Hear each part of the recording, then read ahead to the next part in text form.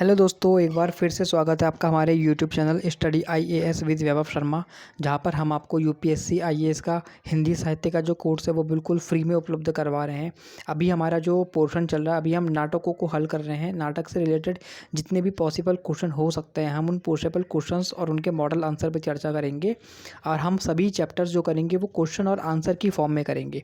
अभी हमारा भारत दुर्दशा नाटक चल रहा है। आषाढ़ का एक दिन नाटक हमने कंप्लीट करवा दिया है। उसकी एक आपको प्लेलिस्ट हमारे चैनल पे मिल जाएगी, आप वहाँ पे जाकर देख सकते हैं। अभी उसके कुछ क्वेश्चंस अभी और बचे हैं जिसकी पीपीटी बननी बाकी है, तो वो भी हम आपको कराते रहेंगे। आज का हमारा सवाल जो है वो भारत दुर्दशा नाटक से है। आज का सवाल है कि भारत दुर्दशा नवजागरण चेतना का नाटक है, इसकी व्याख्या कीजिए। दोस्तों ये इंपॉर्टेंट क्वेश्चन है क्योंकि पिछले कुछ सालों से ये क्वेश्चन आया नहीं है, तो आज हम इस क्वेश्चन की चर्चा करने वाले हैं। सबसे पहले हमें समझना पड़ेगा कि नव जागरण की चेतना होती क्या है। दोस्तों नव जागरण का जो शब्द है ना, उसका मतलब होता है नए प्रकार से जागना। दोस्तों ये जगना लिख दिया था, जगना की जगह जागना आएगा। दोस्तों आप लोगों ने सुना होगा कि जागरण होता है, जो जागरण होता है, जागरण में ना पूरी रात जागा जाता है। और नव जागरण का मतलब होता है नए प्रकार से जागना। इसकी डेफिनेशन आप पहले आपको मैं इस पैराग्राफ को समझा देता हूँ। जब दो संस्कृतियों के मिलने से उत्पन्न होने वाली रचनात्मक ऊर्जा को नव जागरण कहा जाता है। जब संस्कृतियाँ एक दूसरे से संपर्क में आती हैं तो स्वाभाविक तौर पर दूसरों की तुलना में अपना मूल्यांकन करती हैं और अपनी कमजोरियों को पहचान कर दूर करना चाहती हैं। आत्म मूल्यांकन, आत्म आलोचना तथा आत्म परिष्करण की प्रक्रिया को ही नवजागरण कहते हैं। दोस्तों नवजागरण की परिभाषा जो है वो यह है। नवजागरण का मतलब यही होता है कि जब भी दो संस्कृति एक दूसरे के सामने आती हैं तो वो एक दूसरे को देखती हैं, तो वो अपनी तुलना करती हैं। जैसा जब हम किसी अमेरिकन को देखते हैं तो हम उनसे अपना कंपैरिजन करते हैं कि ये लोग कैसे, ये लोग इस तरह से कपड़े पहनते हैं, ये लोग इस तरह से रहते हैं। हम अपना मूल्यांकन करते हैं, फिर हम अपनी आलोचना करते हैं कि हम लोग ऐसा क्यों नहीं करते हैं, हम लोगों में वो संस्कार क्यों नहीं है, और फिर हम अपने में उस चीज़ को रिफॉर्म करते हैं। तो ये क्या होता है, ये होता है नए प्रकार से जागना। इसी को कहा जाता है नवजागरण। तो क्या नव जागरण जो है, नव जागरण की जो भी कुछ चीज़ें हैं जिनके बारे में डिस्कस करेंगे, क्या वो सभी चीज़ें भारत दुर्दशा नाटक में दिखाई पड़ती हैं या नहीं दिखाई पड़ती है। तो नव जागरण जो है वो ओवरऑल ये होता है।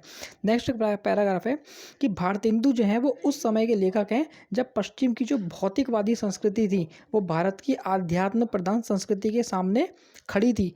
पश्चिम की जो संस्कृति थी ना वो भौतिकवादी संस्कृति थी, जबकि भारत की जो संस्कृति, जो कल्चर था ना, वो आध्यात्म प्रधान कल्चर था, उसके सामने खड़ी थी। और ये दोनों ही संस्कृतियाँ एक दूसरे को बड़ी जिज्ञासा और संदेह के भाव से देख रही थी कि ये लोग क्या करते हैं, ये लोग ऐसा क्यों करते हैं, इन लोगों में ये क्या चीज़ होती है। जैसे जब फॉरेन लोग हमारे वहाँ आए थे तो वो हमारे रिचुअल्स को देख करके, जो हमारी रीति रिवाज त्यौहार होते हैं, वो उन सबको देख करके उनमें थोड़ा संदेह भी होता था और उनके भीतर जिज्ञासा जो है ना वो भी जागती थी। तो जब भी दो संस्कृतियाँ एक दूसरे के सामने आती तो जिज्ञासा और संदेह के भाव से देख रही थी। भारतेंदु ने इसी समय उन्होंने अपने साहित्य की कमान संभाली और देखते ही देखते अपने साहित्य को नव जागरण की चेतना से भर दिया।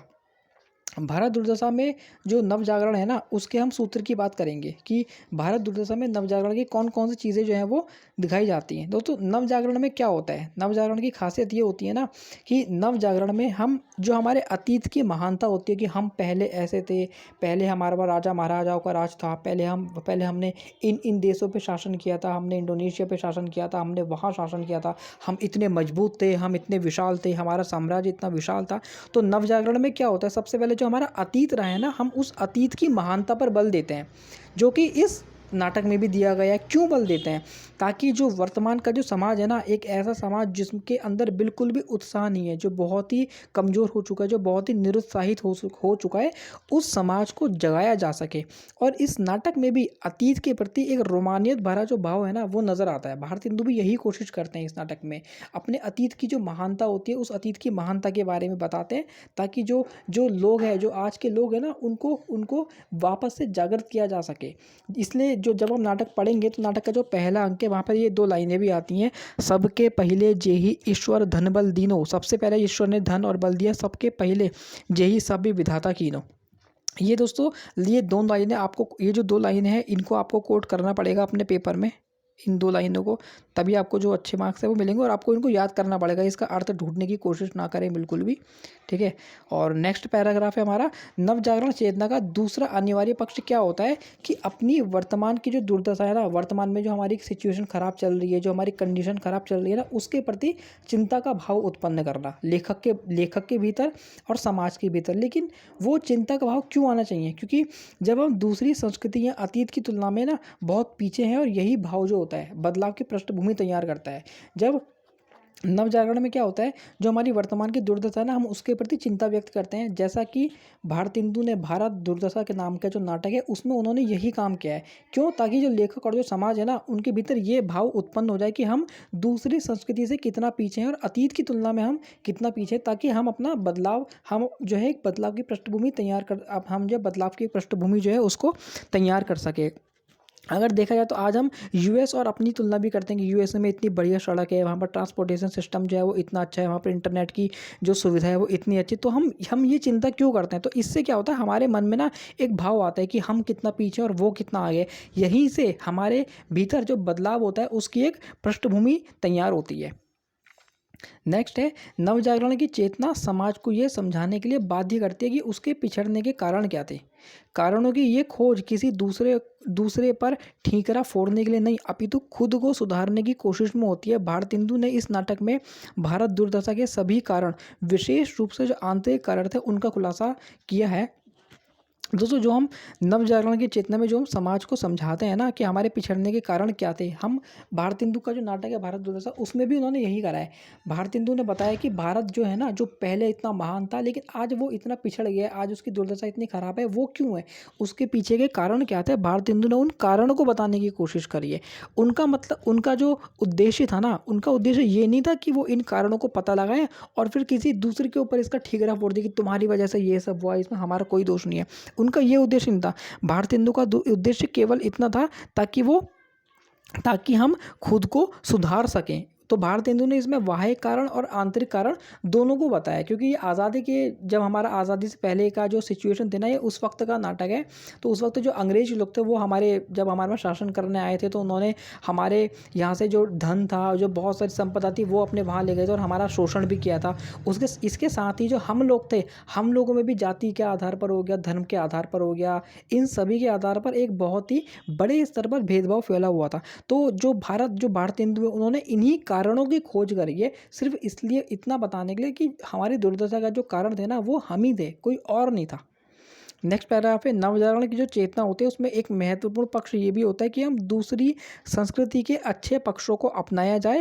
अब क्योंकि भारतेंदु जो है ना, वो एक बहुत ही सहज कवि थे। सहज मतलब बहुत ही अच्छे कवि थे। वो चाहते थे कि जो हमारा समाज है ना, वो अंग्रेजों का अंधानुकरण ना करे, मतलब जैसा अंग्रेज लोगों के वहाँ जैसा होता है उसी हिसाब से ना करें, बल्कि जो भी अच्छी चीज़ें हैं अंग्रेजों के कल्चर में, हम उन चीज़ों को सीख लें। मुख्य रूप से उनका उद्देश्य था कि जो आधुनिक शिक्षा है हम उनको अपनाएं। भारतेंदु चाहते थे कि भारत का जो समाज है वो अपने आप में तरक्की करे, वो अंग्रेजों की जो संस्कृति है उसको सीखे, लेकिन जो उनकी संस्कृति के अच्छे पक्ष हैं, जैसे कि एजुकेशन हो गया, आधुनिक शिक्षा हो गया, वो उन्हीं चीज़ों को सीखे। वो अंग्रेजों का अंधानुकरण ना करे कि हम हर चीज़ अंग्रेजों की फॉलो कर रहे हैं, उनके वहाँ शादी जिस तरह से होती है, इन चीज़ों को फॉलो ना करें। तो इस चीज़ के ऊपर जो नवजागरण है, नवजागरण चेतना में ये भी एक महत्वपूर्ण पक्ष होता है, और भारतेंदु ने भी इसी पक्ष पर अपने नाटक में ज़्यादा जोर दिया है। वो कहते हैं कि भारतेंदु जो है वो भारत दुर्दशा नामक जो नाटक है उसमें कहते हैं कि देखो, विद्या का सूर्य पश्चिम से उदय हुआ चला आता है। तो भारतेंदु जो इसमें बता रहे हैं कि पश्चिम के पास जो सबसे अच्छी चीज़ है ना, वो उनकी आधुनिक शिक्षा है, तो हमें उनकी आधुनिक शिक्षा को लेना है। नेक्स्ट पैराग्राफ है, नवजागरण का जो दूसरा महत्वपूर्ण पक्ष ये होता है कि लेखक अपने समाज को बेहतर बनाने की युक्ति सोचता रहे और प्रस्तुत करता रहे। यद्यपि भारतेंदु ने नाटक का दुखद अंत किया है, किंतु नाटक में पहले देसी के माध्यम से ये संकेत जरूर किया है। पहला देसी जो है वो इस नाटक में एक कैरेक्टर है, एक चरित्र का नाम है, और जो भारत है वो भी इस नाटक में एक चरित्र का नाम है। तो भारतेंदु जो है उन्होंने इस नाटक में भारतीय समाज के विकास का सही रास्ता दिखाया, लेकिन किसके माध्यम से? पहले देशी के माध्यम से। जब पहला देशी कहता है कि हाय, ये कोई नहीं कहता कि सब लोग मिलकर एक चित्त हों, विद्या की उन्नति करो, कला सीखो, जिससे वास्तविक उन्नति हमारे समाज की हो सके। नाटक में ये पहला देशी जो कैरेक्टर है वो कहता है। तो नवजागरण की चेतना का दूसरा महत्वपूर्ण पक्ष क्या था कि समाज को, लेखक जो है ना वो समाज को बेहतर बनाने की युक्ति सोचे और उसको उसको प्रस्तुत करे। भारतेंदु जो है उन्होंने भी यही काम किया। उन्होंने अपने नाटक में बताया है कि जो उन्होंने पहले देशी के माध्यम से यही चीज़ बताई है। नेक्स्ट जी, तो स्पष्ट है कि भारत दुर्दशा का जो मूल प्रतिपाद्य है, जो उद्देश्य है, वो नव जागरण की चेतना है। भारतेंदु जो है वो अपने समय के कई समाज सुधारकों जैसे राम मनोहर राय हो गए और ईश्वर चंद्र विद्यासागर हो गए, विवेकानंद, वो इनसे बहुत ज़्यादा प्रभावित थे और वो इन्हीं के रास्ते पर चलना चाहते थे और जो नव जागरण का आंदोलन है उसमें अपनी भूमिका निभाने के लिए बहुत ज़्यादा उत्सुक थे। अतः ये कहना गलत नहीं होगा कि भारत दुर्दशा नव जागरण चेतना का ही एक सघन नाटक है। दोस्तों, अगर आपको वीडियो अच्छी लगे हो तो आप वीडियो को लाइक करें और इस नोट्स को आप बना के रख लें, क्योंकि ये क्वेश्चन पिछले कुछ सालों से आया नहीं है, तो मैक्सिमम चांस है कि ये क्वेश्चन आपका आ जाए और आपको और कहीं नोट्सों से ढूंढने की या देखने की ज़रूरत नहीं है। मैंने 2-3 नोट्सों को, 2-3 किताबों को जॉइंट करके इस आंसर को लिखा है। आप सोचो कि इससे अच्छा मुझे और आंसर मिल जाएगा, तो वो आपको मिलेगा नहीं इससे अच्छा आंसर, क्योंकि मैंने खुद बहुत जगह से ढूंढ के इस आंसर को मैंने बना करके यहाँ पे आपको पेश किया है। और थैंक यू सो मच। इसकी भारत दुर्दशा नाटक की जो समरी है वो मैं कोशिश करूँगा कि आपको मैं उसकी भी एक वीडियो ले आऊँ। अभी आषाढ़ का एक दिन नाटक जो है उसकी समरी भी बची है। तो बाकी आप किताब खरीदें नाटक को और आप खुद से पढ़ें, तो अब 1-2 घंटा लगेगा आपको नाटक पढ़ने में, बहुत बड़ा नाटक नहीं है। And thank you so much.